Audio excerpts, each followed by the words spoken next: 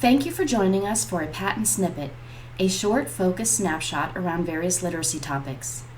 This snippet focuses on an instructional routine for phonemic awareness. Each snippet links back to a patent quick pick, webinar, or other more detailed presentation on the same topic, which you can access via our website or on the patent YouTube channel. Please see the closing slide for direct links to these resources. Now let's move into our presentation on an explicit, systematic, and sequential instructional routine for sound chaining.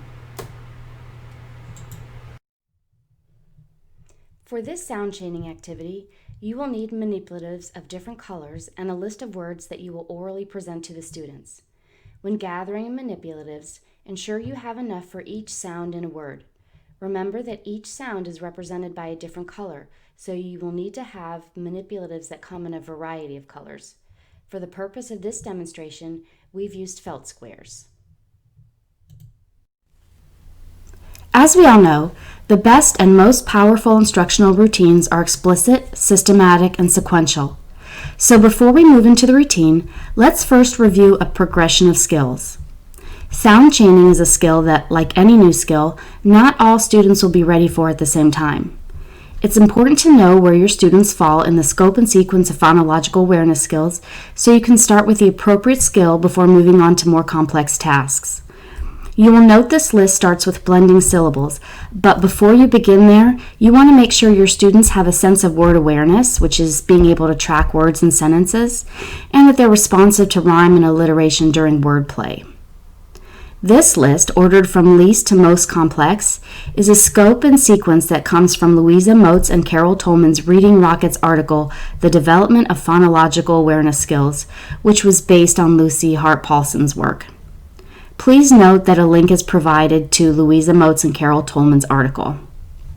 So let's look at the skills. The easiest skills, starting at the top, is blending syllables, and that's the ability to add syllables to make a word. For example, spy plus der is spider. Segmenting syllables is the ability to break apart a word into its syllables. So taking the whole word spider and breaking it up into its syllables, spy and der. Rhyme detection, which is being able to hear which words rhyme. Jack and Jill went up the hill. Which words rhyme? Alliteration categorization. This is being able to make a silly sentence with the same initial phoneme. For example, Neat Nancy knows no one's name. Blending onset rhyme units. For example, k plus ow is cow. Alliteration detection. Being able to hear which phoneme is the initial phoneme in the silly sentence, Neat Nancy knows no one's name. Rhyme production is giving a word that rhymes with another. Segmenting onset and rhyme is being able to take apart a word they hear into its onset rhyme. For example, cow can be broken into k plus ow.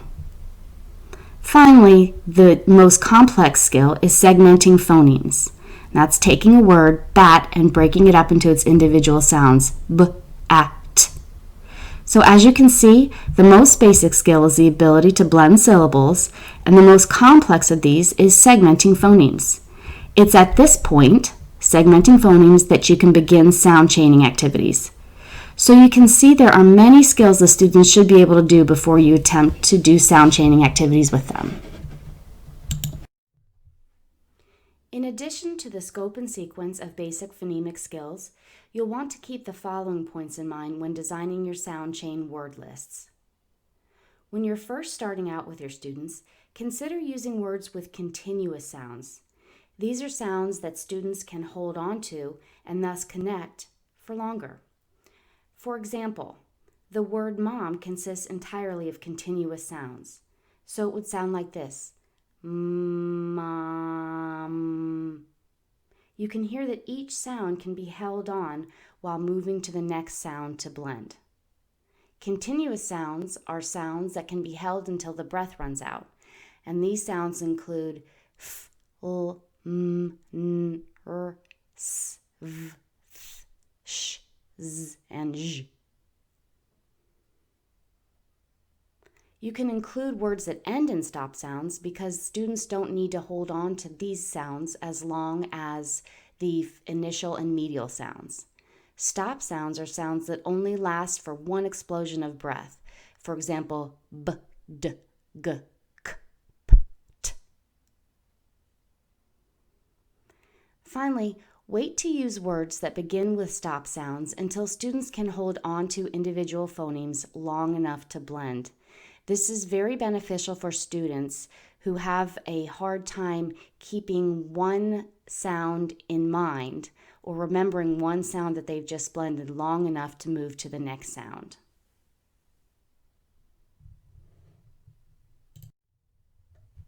This is the example word list that we will use for our demonstration. Note that each word changes by only one sound. That's critical. Also note that because this is a phonological awareness activity, the students do not need to know the spelling patterns such as CVE. As they listen to each word, they will only be using 3 felt squares because there are only 3 phonemes in each word. Like all good instruction, this routine starts with an I do.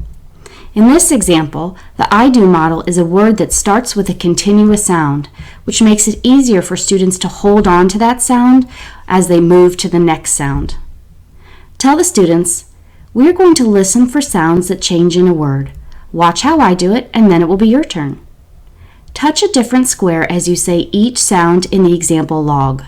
L, A, G, log. L.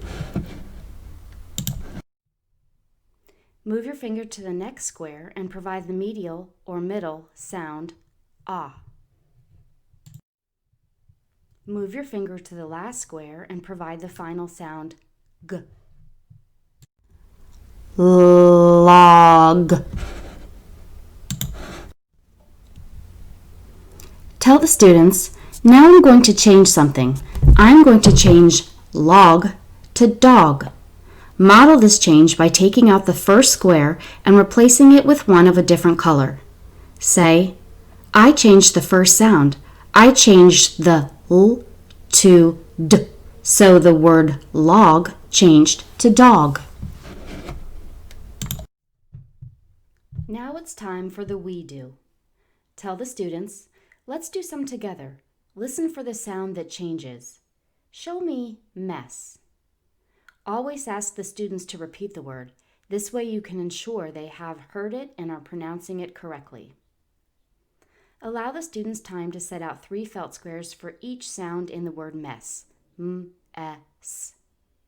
Ask them to touch each square and blend the sounds into the word. Say, now let's change mess to guess. Have the students remove the first felt square and replace it with one of another color. Say, that's right, we changed the first sound, which turned the word mess into guess. Do as many we do's as necessary until you see the students grasping the concept. Then you move into the independent practice, or the you do portion of the routine.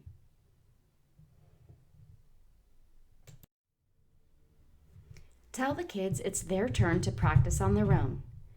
Give them the first word from your sound chaining dictation list. Again, ask them to repeat each word. Then give them the new word and allow them to change the squares on their own. You can say, now I'm going to give you more words. Listen for the sound that changes.